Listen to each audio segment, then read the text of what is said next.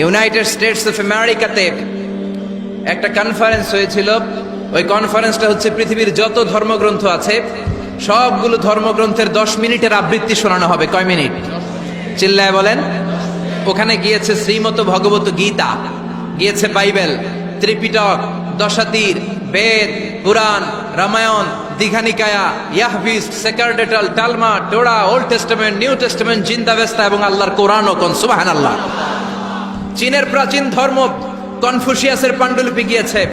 যারা আগুনকে পূজা করে, অগ্নি উপাসক, আগুন দেখলে নমস্তে নমস্তে গায়, তারাও গিয়েছে। 10 মিনিট করে সময়। এই কনফারেন্সের উদ্দেশ্য হচ্ছে এইটা চেক করা, in order to check which book, which recitation of the holy book is the most excellent recitation ever. কোন বইয়ের আবৃত্তিটা বেশি সুন্দর লাগে। 10 মিনিট করে সময়। সব ধর্মের ধর্মীয় কিতাবের শায়েকরা, গুরুরা, ধর্মনানকরা আর ফাদাররা আর কারীরা বসেছে। বিচারকের সামনে 2টা বাটন, একটা গ্রিন বাটন, একটা রেড বাটন, একটা সবুজ বাতি, একটা লাল বাতি। আবৃত্তির সময় 10 মিনিট। চিল্লায় বলেন কয় মিনিট? সবুজ বাতিতে চাপ দিলে আবৃত্তি শুরু, রেড বাটনে চাপলে আবৃত্তি শেষ। প্রথমে ডাকা হয়েছে শ্রীমত ভগবত গীতা। 10 মিনিটের জন্য যে পড়তে শুরু করেছে, ওম নমো ভগবতী বাসুদেবায়। 10 মিনিট পড়েছে। পড়ার পরে বিচারক রেড বাটনে প্রেস করেছে, সময় শেষ, নেমে গিয়েছে। এরপরে ডাকা হয়েছে ত্রিপিটক, বিনয় পিটক, শাম পিটক, অভিধর্ম পিটক মিলে 3টা পিটক। এটা বৌদ্ধ ভাইদের কিতাব। এরা বলে ওম শান্তি, ওম শান্তি। আসলে মিয়ানমারে ওরা যা করছে ওদের বলা দরকার ওম অশান্তি, ওম অশান্তি। ওরা বুদ্ধাং শরণং গচ্ছামি, ধাম্মাং শরণং গচ্ছামি পড়তে পড়তে 10 মিনিট শেষ, চলে গেল। এরপরে ডাকা হলো দশাতীর, দশাতীরের ওরাও পড়লো। এরপরে ডাকা হলো গ্রন্থ সাহেব, পড়লো। জিন্দাবেস্তা পড়লো 10 মিনিট। এরপরে ডাকা হলো ভ্যাটিকান সিটির পোপকে। গত মাসে পোপ আসছিল না? এই পোপের আগের পোপ, তাকে ডাকা হলো to recite the Holi Bible for 10 minutes. 10 মিনিটের জন্য বাইবেল পড়তে আসেন। উনি এসে ওনাদের বাইবেল পড়ে গেল 10 মিনিটের জন্য। ওনার বাড়ি হচ্ছে ভ্যাটিকান সিটিতে, ইটালির রোমের মাঝখানে স্বায়ত্তশাসিত একটা আলাদা দেশ আছে। ওইখানে শুধু পোপরা থাকে, যারা বিয়ে টিয়ে না করে খ্রিস্টানদের ফাদার, প্রোটেস্ট্যান্ট, অর্থোডক্স আর রোমান ক্যাথলিক, ওরা সেইখানে রাজ্য স্থাপন করেছে। গোটা বিশ্বের খ্রিস্ট ধর্মকে তারা চালায়। তারা 10 মিনিট সব ধর্ম গ্রন্থের আবৃত্তি এবং তেলাওয়াতের পরে সর্বশেষে মুসলমানদের ধর্মগ্রন্থ কোরআন আবৃত্তি করার জন্য ডাকা হয়েছে। এসেছে মিশরের কারি Abdul Basit ibn Abdus Samad. যারা ওনার তেলাওয়াত শুনেছেন দেখবেন উনি তেলাওয়াত করে আবার সময় নেয়, আধা মিনিট শ্বাস নেয়, আবার লম্বা দম নিয়ে তাল লয় নিয়ে টান দেয়, আবার পিছন থেকে টান দেয়। তাকে ডাকা হলো now the representative of Muslim community Abdul Basit ibn Abdus Samad will now recite the holy book Quran for 10 minutes. মিশর থেকে আসা মুসলিম জাতির প্রতিনিধি তাদের ধর্মগ্রন্থ কোরআন নিয়ে এবার 10 মিনিট তেলাওয়াত করবে। কয় মিনিট? উনি দাড়ি রাখেন না, ক্লিন শেভ, পাতলা একটা চাদর আর জুব্বা পরে চলে এসেছে মাইকের সামনে। এসে আউযু বিল্লাহি মিনাশ শাইতানির রাজিম বলে টান দিয়েছে। সময় কয় মিনিট? উনি সূরা ফাতিহা পড়তে সময় নিয়ে নিয়েছে 13 মিনিট। শ্রীমত ভগবত গীতাওয়ালারা হাততালি দেয়, সময় শেষ, কোরআন গেছে। কিন্তু কি আজীব তামাশা, বিচারক তো লালবাতি চাপে না। বিচারককে লালবাতি চাপার বিষয়টা ভুলিয়ে দিয়েছে কে? কেউ যেটা পারে না সেটা পারে কে? আব্দুল বাসিত কয় এই তো সুযোগ পাইছি আমি। বিচারক যেহেতু লালবাতি চাপে না, আমি আরেকটা সূরা ধরি। উনি কোরআনের সবচেয়ে সুন্দর সূরা, সূরা আর রহমান তেলাওয়াত শুরু করলেন। উনি উনার গলায় আল্লাহ যত সুর দিয়েছিলেন সব সুর, দরদ, আদর ঢেলে দিয়ে সুরের ঝংকার তুলে পুরো কনফারেন্সকে মাতিয়ে দিলেন। 15 মিনিট হয়ে যায়, বিচারক লালবাতি চাপে না। 20 মিনিট, 25 মিনিট, 30 মিনিট হয়ে যায়, লালবাতি চাপে না।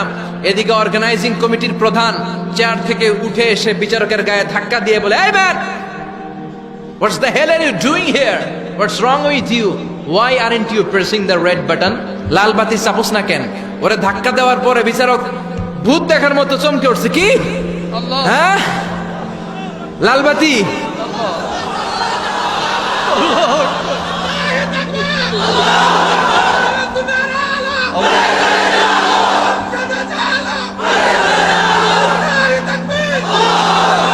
অর্গানাইজিং কমিটির চেয়ারম্যান যখন ধাক্কা দিছে, why aren't you pressing the red button, তুমি লাল বাতি চাপো না কেন? ভিমড়ি খেয়ে ওর সালাপ দিয়ে কি, হ্যাঁ লাল বাতি নীল বাতি, কোন বাতি কোন বাতি? হুশ নাই, ওর হুশ নিয়ে গেছে কে? আবার যখন আব্দুল বাসেদের তেলাওয়াতের দিকে তাকায় আবার বেহুশ। না পেরে বিচারক দাঁড়িয়ে বলে, ও Abdul Basit ibn Abdul Samad, come from Egypt, there is no time limits for you, recite as much as you wish. ও আব্দুল বাসেদ, আজকের এই প্রতিযোগিতায় তোর জন্য তেলাওয়াতের কোনো সময় নাই, তোর যত মনে চায় তুই পড়ে যা।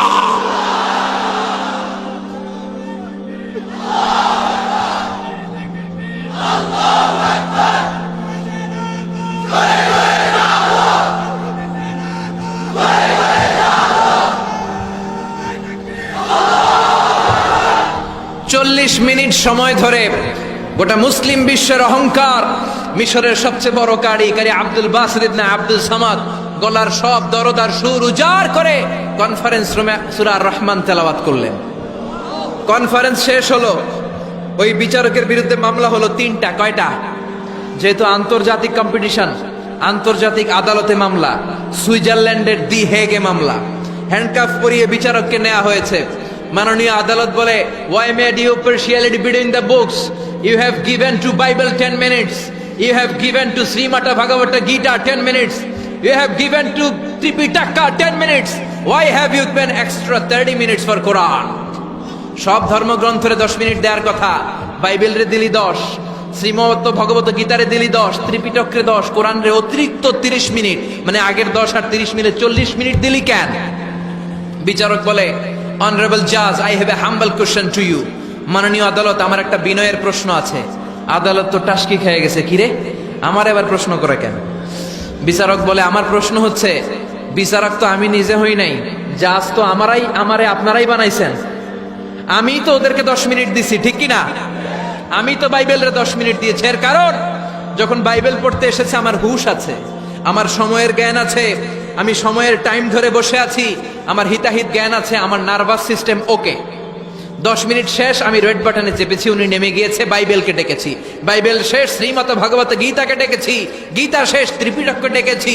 কিন্তু এই মিশরের কারি আব্দুল বাসেদ জুব্বা একটা পরে কোরআনটা হাতে নিয়ে মাইকের সামনে এসে কি যে বলে একটা টান দিল, ওই টান দেওয়ার সাথে সাথে আর আমার হুঁশ নাই।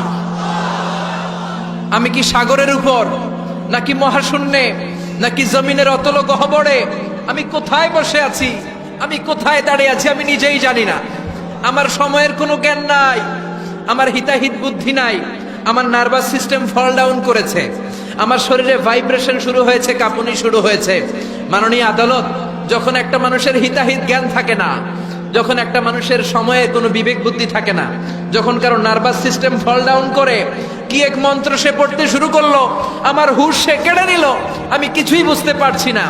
যখন আমি আমার সাথে নাই, যখন আমার হুঁশ নাই, যখন আমার নার্ভাস সিস্টেম ফল ডাউন করেছে, এরকম একটা পরিস্থিতিতে যখন আমি medically unfit, how can I press the red button? You answer me. কেমন করে আমি লাল বাতি চাপবো তুমি বলো? প্রিয় ভাইয়েরা, আপনারা যারা আইন নিয়ে পড়াশোনা করেন তারা জানেন, কেউ যদি মেডিকেলি আনফিট থাকে তার কোনো বিচার হয় না, ঠিক কিনা? পাগল খুন করলেও বিচার নাই, ঠিক কিনা? সে কোরআনকে অতিরিক্ত সম্মান দেওয়ার কারণে সর্বশেষে এই বিচারকের কোনো বিচারই হয় নাই। বেকসুর খালাসের ব্যবস্থা এই বিচারককে করে দিয়েছে কে? এই জন্য ওই কোরআন ধরতে রাজি আছে মুসলমান, পড়তে রাজি আছে মুসলমান, ওই কোরআনের জন্য মরতে রাজি আছে মুসলমান। অনেক আলোচনা হয়েছে, 3টা কর্মসূচি নিয়ে বিদায় নিতে চাই। কর্মসূচি নাম্বার 1, কোরআন তেলাওয়াত করতে জানতে হবে, রাজি আছেন? যারা জানি না তারা শিখবো। 2 নম্বর কর্মসূচি, মাতৃভাষায় প্রতিদিন কোরআন পড়বো। কোরআনের বঙ্গানুবাদ পাওয়া যায় মোবাইলে, অ্যান্ড্রয়েড সেটে কোরআনের ট্রান্সলেশন পাওয়া যায়, বঙ্গানুবাদ। প্রতিদিন একটা আয়াত হলেও আমরা কোরআনের অর্থ পড়বো। 3 নাম্বার, বাঁচি আর মরি কোরআনের পক্ষে থাকবো, চিল্লা এখন ঠিক কিনা? এই কোরআন আমাদের প্রাণ, এই কোরআন আমাদের জান। এই বাংলার জমিনে কোরআনের আইন চালু হোক, আমরা চাই কি চাই না? যারা কোরআনের বিরুদ্ধে কথা বলবে ওদের সাথে আমাদের কোনো সম্পর্ক। আল কোরআনের বিরুদ্ধে একটা আইনও বানালে ওই আইন আমরা মানবো না, চিল্লায় বলেন ঠিক কিনা? আমরা এই কোরআনকে বুকে ধারণ করতে চাই, রাজি আছো মুসলমান? হাত তুলে আল্লাহর দেখা।